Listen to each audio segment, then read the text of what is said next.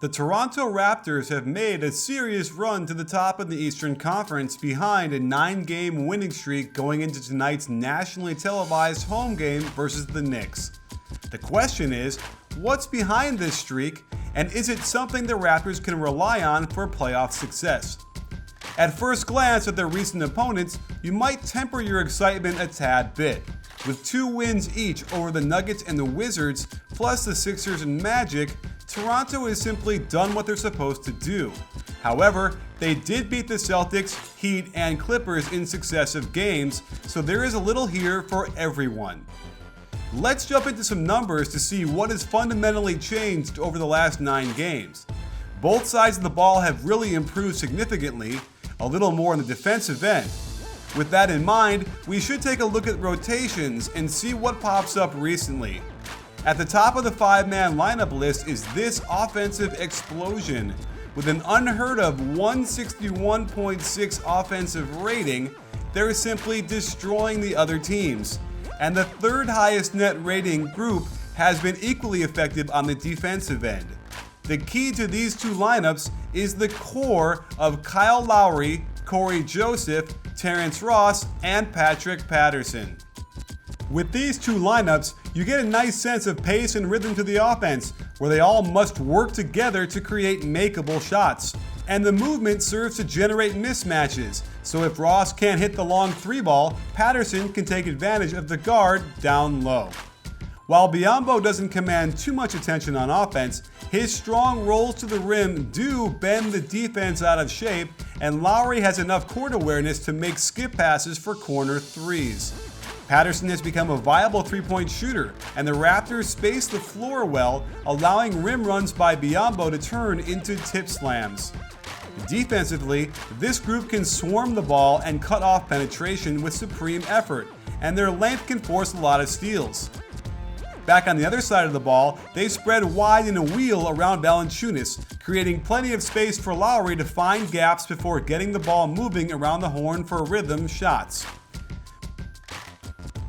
With all the space around the perimeter, it has opened up room for Valanciunas to score down low or to sneak in behind the defense and use his running ability to get easy passes for scores, lest you think he's too slow to get there.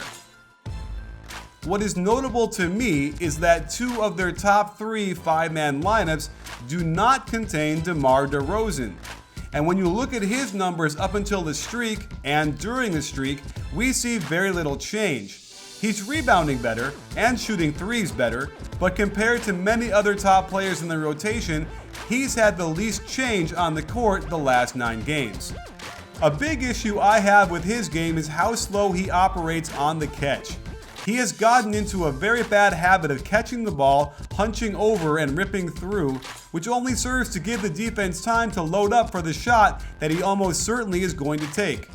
He also attacks, then backs up on the dribble very frequently, causing the offense to grind to a complete halt while everyone sits there watching.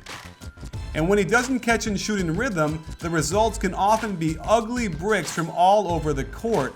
However, whenever he does get set and just lets the ball fly, it looks 100% better. And there are times when he can go into his James Harden mode and take a multi-dribble ISO pull-up and make crazy difficult shots. But he also hurdles towards the rim off balance with the kind of footwork that may be too advanced for him, and these shots result in bad misses at the rim that kill momentum and energy and definitely do not endear him to his hard-working teammates. The player with the highest improvement of net rating over the span is Cory Joseph. While his individual stats have remained pretty consistent, it's clear to see that when he checks in, the game changes.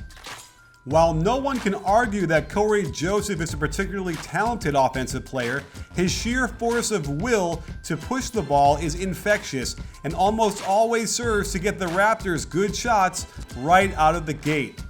He never stops going as hard as he can, and he's gotten to the point where he's an effective driver that can find Spurs-type kicks to the corners that yield open shots for teammates. While he's not aggressive in hunting out perimeter shots, his constant moving through the offense does make him a difficult cover, and he has the ability to knock down the occasional open jumper. But here's the special sauce that gets the whole team rallied. His defensive instincts are terrific, and combine that with his all-out effort, and it's these types of plays that routinely get the Raptors out on the break for good shots and the crowd into it. And just watch how relentless he is in pursuit of the play. Even if he gets beat by his man, he never stops trying to recover, and this type of hunger often gets rewarded with stops. And his immediate push into the front court gets everyone sprinting the lanes and sharing the ball till they find the best shot possible. Another huge jump has been the play of Terrence Ross, who Raptors fans have been waiting for to find his rhythm for some time.